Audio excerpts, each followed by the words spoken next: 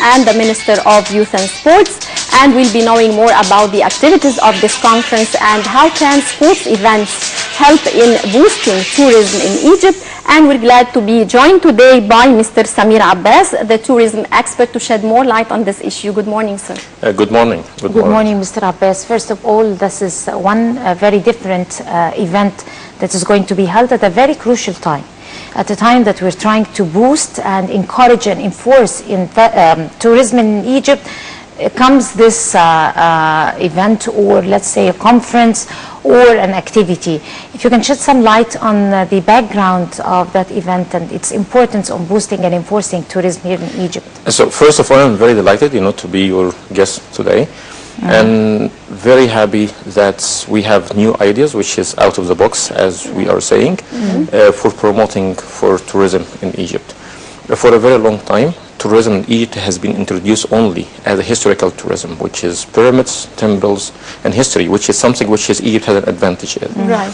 But there is many other type of tourism in Egypt and in the world, and as a matter of fact, the number of the people worldwide which has had a deep interest in history, they are shrinking.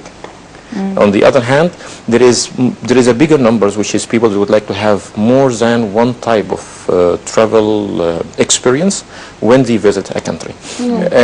Today, we are having the integration of the conference of the travel sport travel or sport tourism, and when it comes to that, we have to understand the definitions. What is the different types of sport sport tourism? We have what's called the soft sport tourism, and we have the hard sport tourism. The hard sport tourism, which is very famous, like organizing an Olympics, organizing like a World Cup, and that will be something which is unfortunately very difficult to organize now here in Egypt. It is very difficult, exactly, for different reasons. We had also a bad experience of trying to organize a World Cup, and that's something which will be a big topic, which is need an infrastructure, and on top of that, it needs to have a new administrative capital of Egypt, which could be the new project which is fit in that, because it doesn't make sense to attract millions of people in the same time, and when we have already a very serious traffic problems. Right, but what kind of sports events can we organize, in the near future? I'm not talking about long-term plans, during this year, 2016, for example, to attract more tourism to Egypt.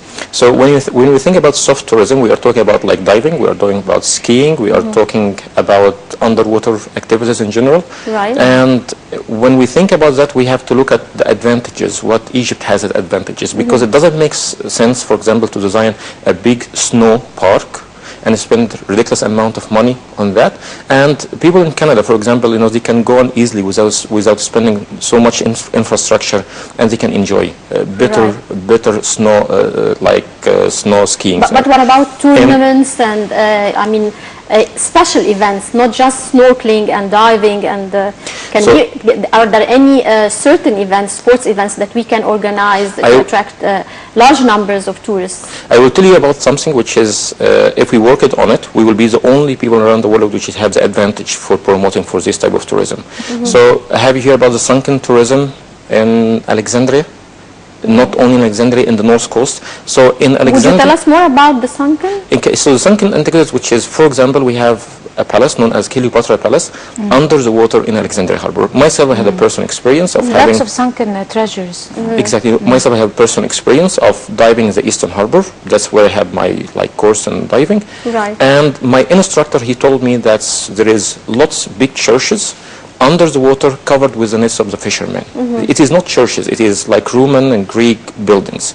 But there's something which is you cannot find elsewhere in the whole world. In ancient Egyptian monuments, we have sphinxes under the water, we have an obelisks under the water, and on top of that, we have one of the seven wonders of the ancient world, the ancient lighthouse of Alexandria, which is after fallen into the Eastern Harbor, and you can find more than 2,000 pieces of rock. But let me ask you, is this being promoted abroad?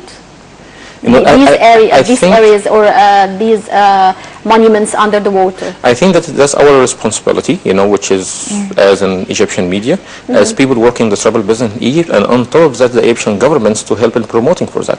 Because exactly, this is what I was going to tell you, to talk to you about the sunken monuments, and it has been on here among the spheres of historians like you. I've come to know you as one of the very efficient historians, Egyptian historians here.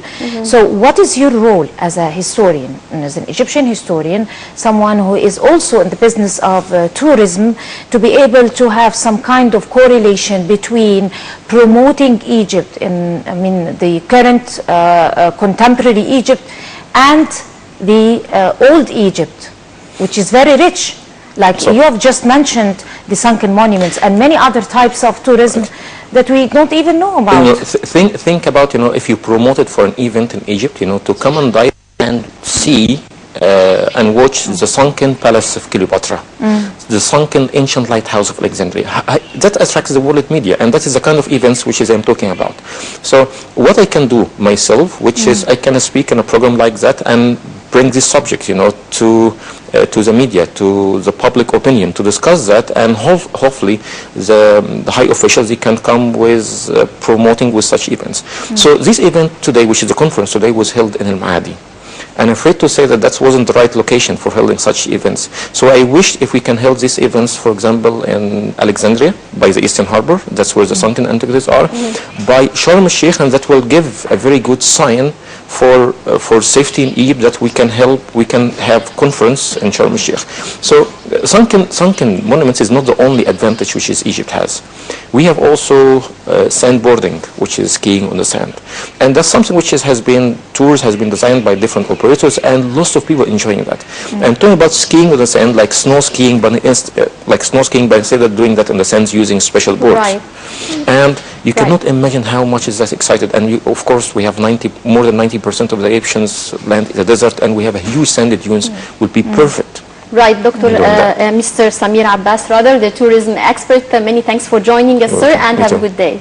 Thanks for coming, and have a good day. And I guess this brings us to the end of this edition of the Breakfast Show. Many thanks to you, Niveen Ramzi. Pleasure is mine, Zina. My name is Dina Hussein, and I've been very happy to keep your company for the past since 8:30. And please do join us again tomorrow morning, and another new crew from the Breakfast Show. Until then, that's a goodbye.